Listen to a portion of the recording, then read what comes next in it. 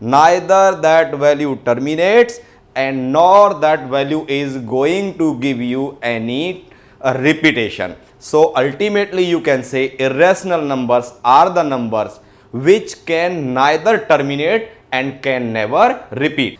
So now we are going to begin with the topic irrationality, that how we can say the given number is rational or irrational. In totality, if number is the rational, it has to be in the form of p by q, where p and q both are co-prime, relatively prime, q is not equal to 0, and you know the rational numbers are of two types, one very simple terminating and others are the non-terminating.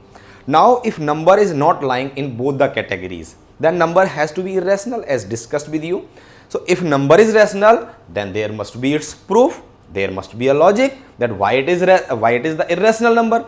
So to prove any number it is irrational, the simplest example I am taking for you, that is how we will prove that the root 2 is the irrational number. Suppose you want to prove the root 2 is the irrational, we will go to solve it with the method of which is known as the contradiction. What is contradiction? I want to prove root 2 is the irrational. I will suppose its reverse, that root 2 is the rational number. So let root 2 is equals to p by q, where you know well p and q are co-primes.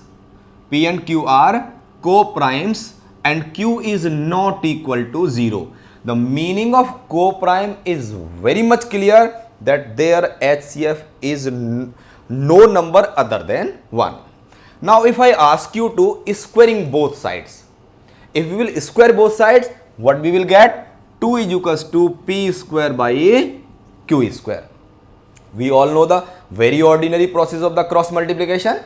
What is this cross multiplication? This implies 2q square is equals to p square.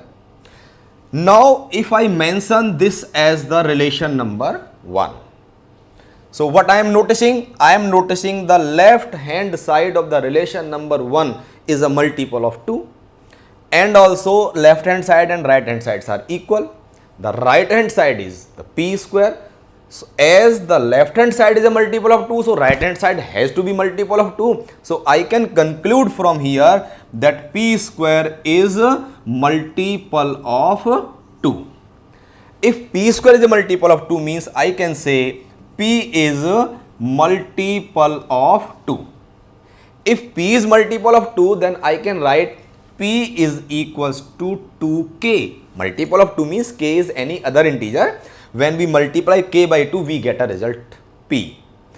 Now I want to shift this p is equals to 2k in equation number 1. So the left hand side will convert to what? This is 2k into 2k is equals to 2q square, because I put 2k in place of p. This is p square, so this becomes 2k into 2k is equals to 2q square. Very good. 2 and 2 get cancelled. I am getting 2k square is equals to what? Q square. Now we are coming to notice that the left hand side of the equation number 2 is again a multiple of 2. If it is a multiple of 2, then right hand side has to be a multiple of 2. What is here right hand side? Q square.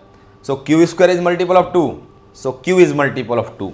Q square is multiple of 2. So we will say q is multiple of 2. Now it is contradicting that in first phase I explained p is multiple of 2. In second phase I am saying q is multiple of 2. But in my adoption, when I assumed, I told you in the beginning that p and q have no common factor. They are the co-prime, they are the relatively prime. So it is contradicting our supposition.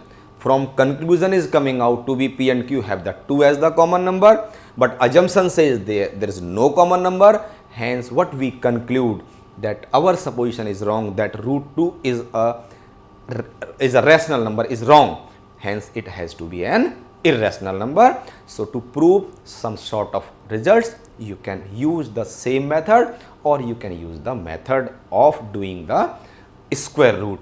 where you will find a non-terminating, non-repeating number to prove it.